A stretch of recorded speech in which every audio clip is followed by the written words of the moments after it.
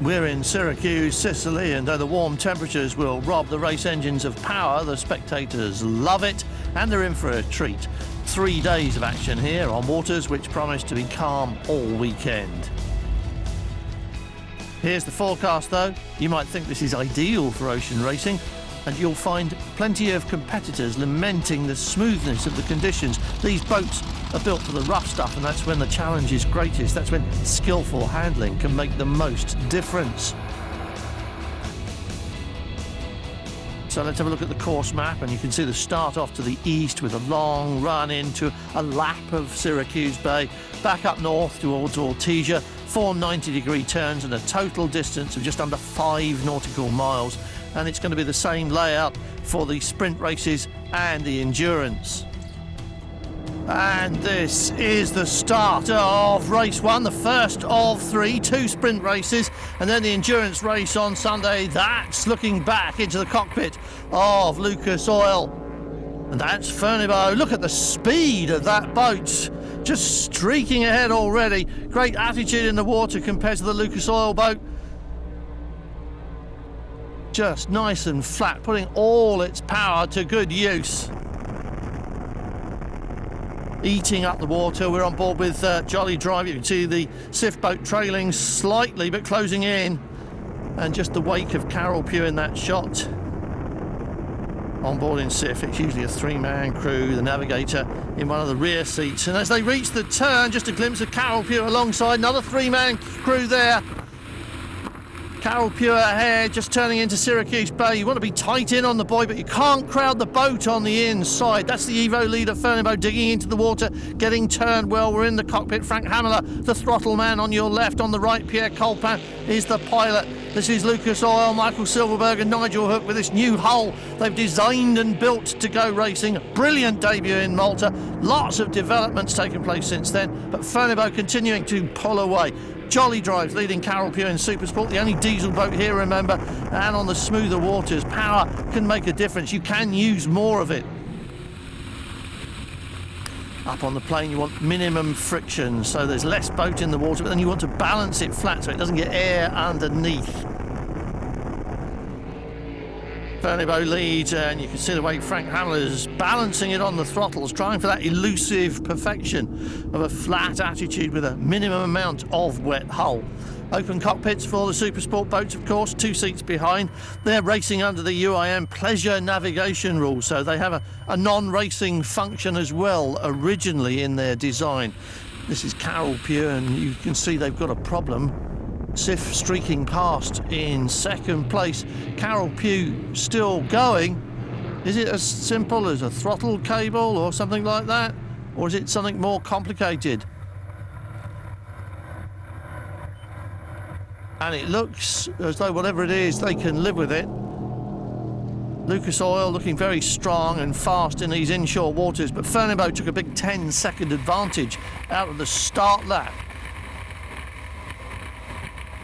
Trying to make up that time now. Siggy Grieve designed this boat, C-Rex, for ocean racing. It's meant to be at home on the steeper seas, but like the other Evo pilots, he's probably enjoying letting the boat have as much power as the conditions will allow. Jolly Drive leads Supersport. These had a much closer opening lap. The leading trio covered in a spread of 6 seconds, but it's opening out now. And this is the boat. Navigator Giambattista Gabrielli was looking for Siffy's second, not really closing up, though they can see the Supersport race leader clearly enough. And speaking of race leaders, this is the front man in the Evo class. Ferneybough absolutely nailed in these conditions and getting as much out of its 2 700 horsepower Mercury engines as allowed under its declared output.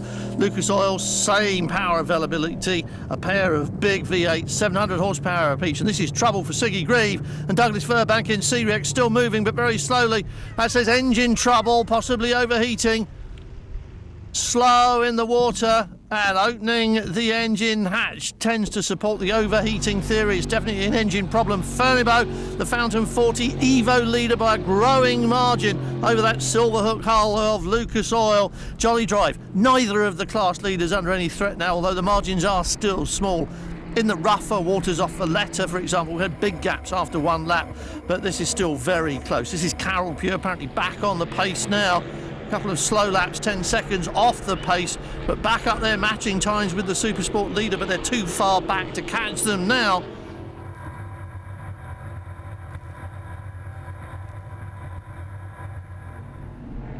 And this is the Evo class leader passing the Supersport leader. That's always going to happen at the end of the race. It's a 4 minutes 10-ish lap for the Supersports, about 30 seconds faster than that for the Evos. So round about the end of the race, they should all be running more or less together again as they were at the start. And that Fernando still looks absolutely flat, doesn't it? Onboard jolly drivers, Lucas Oil comes alongside. And you can see the difference between a boat limited to 85 miles an hour and one that isn't, and this one isn't. And Lucas Oil too, nice attitude in the water. You can see it's not completely smooth, is it, the sea? It looks like a piece of glass from onshore, but when you get out here, it's actually not like that at all. This is Fernando on the way to its third consecutive race win. And it all looks very cool, calm and collected here in the cockpit. Lucas Oil in second place. A very dramatic looking boat, this. Always looks unbeatable if it goes as good as it looks. Now with Jerry Gilbreth on the team, expect that to be a real possibility, but it's going to be a tall order to beat this pair and this team. Everything about their championship challenge is bang on the money today, and we haven't seen them falter so far. And they haven't been without pressure.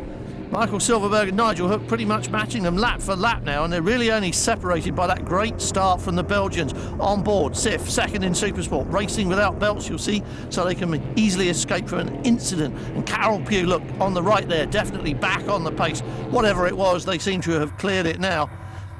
And they might just clear Sif into second place here. Willman, Stefano Akinfor has taken them wide, or perhaps it was navigation. Carol Pugh definitely has a chance to close up here. Long lens on the camera is a trifle deceptive, perhaps, but there was a chance there to close the gap.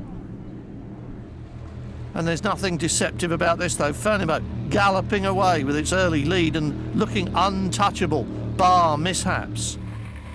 And the Scandinavian Offshore Challenge, Michael Silverberg, Nigel Hook, Lucas Oil 77, slowing. Sif catching up and passing. And this is a real problem. As long as they've completed 70% of race distance, they'll get classified. And C-Rex obviously didn't do that. It stopped completely, but this is a real problem for this team. Very slow in the water and totally untroubled now at the front. This is Fernando on its way to the checkered flag. Yeah, Colpan, Frank Hamler. A perfect record so far. There they go. And behind them in Supersport, Jolly Drive looks like it must be 2 in a row for them. They're already happy about this, aren't they? Looking over their shoulders, they can see they've got it done. Yes. Proper Italian celebration going over the line, and if you think they're happy now, just wait till you see them on the podium. Time for the official results then, and Carol Pugh stayed in third in Supersports, while in the Evo class, Fernando was completely untouchable. We had a good start, and we were on the lead from start to finish, so we controlled the race a little bit.